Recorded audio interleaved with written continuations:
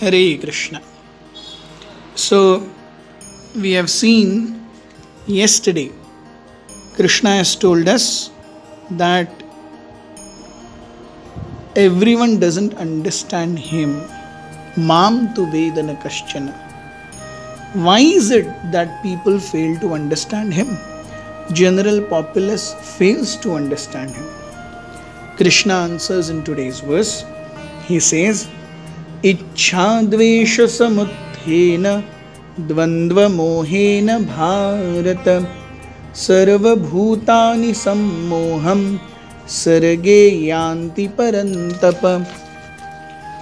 कृष्ण कहते हैं, ओ scion of Bharata, O conqueror of the foe, all living entities are born into delusion, bewildered by dualities arising from desire and hate.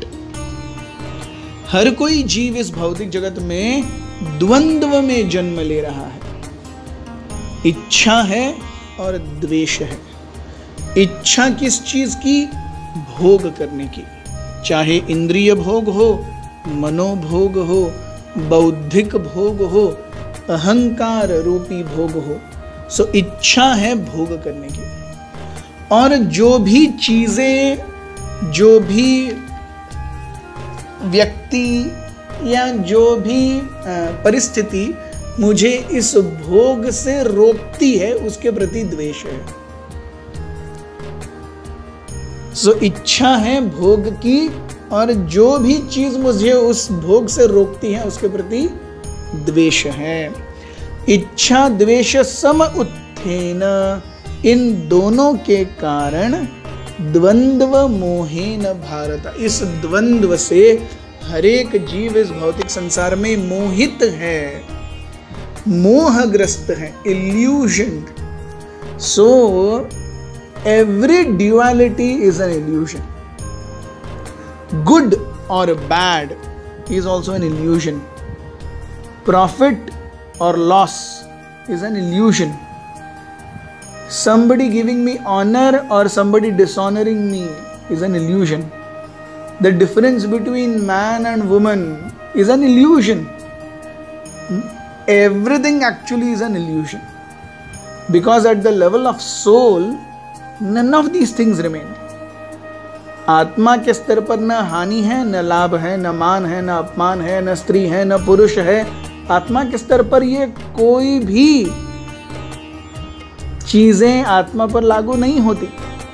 लेकिन जब हम इस भौतिक जगत में किसी एक शरीर में जाते हैं, तो उस शरीर के हिसाब से मुझ पर ये सारी चीजें लागू होती हैं. सो जैसे अगर कोई सूअर है तो उसे विष्ठा खाना बहुत पसंद है, लेकिन कोई मनुष्य है उसे विष्ठा खाना पसंद नहीं है. कोई स्त्री है तो उसे पुरुष के प्रति बहुत आकर्षण है, कोई पुरुष है तो उसे स्त्री के प्रति आकर्षण है. इस जीवन में मैं भारत में पैदा हुआ हूं, मैं भारत माता की जय बोलता हूं. अगले जन्म में भगवान ऐसा न करे कि मैं पाकिस्तान में पैदा हुआ तो मैं अल्लाह अकबर बनके, फिदाइन बनके कश्मीर में आ जाऊंगा बेल्ट बम लगा करके.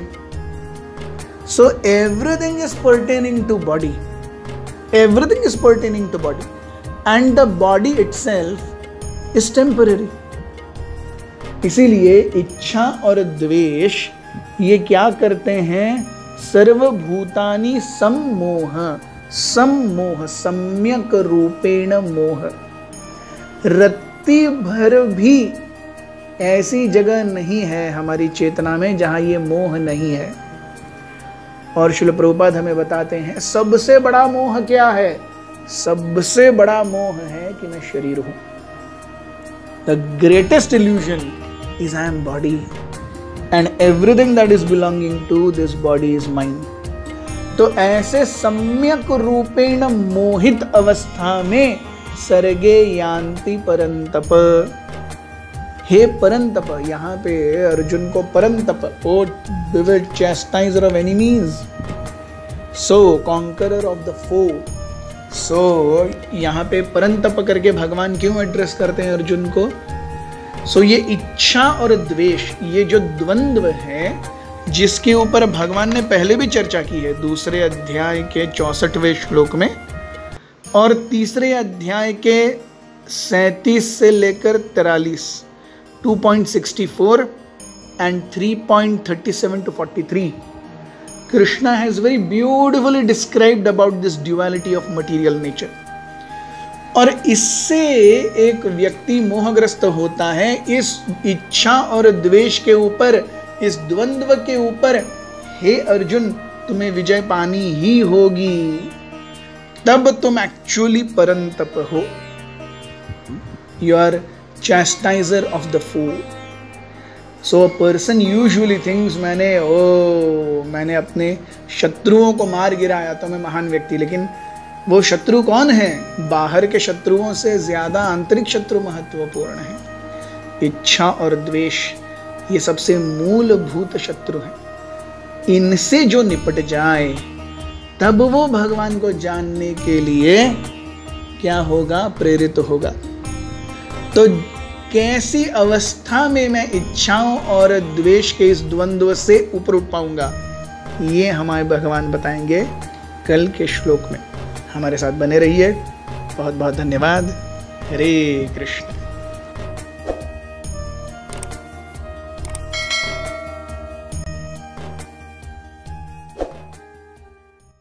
हरे कृष्ण कृष्ण कृष्ण हरे हरे, हरे राम राम राम हरे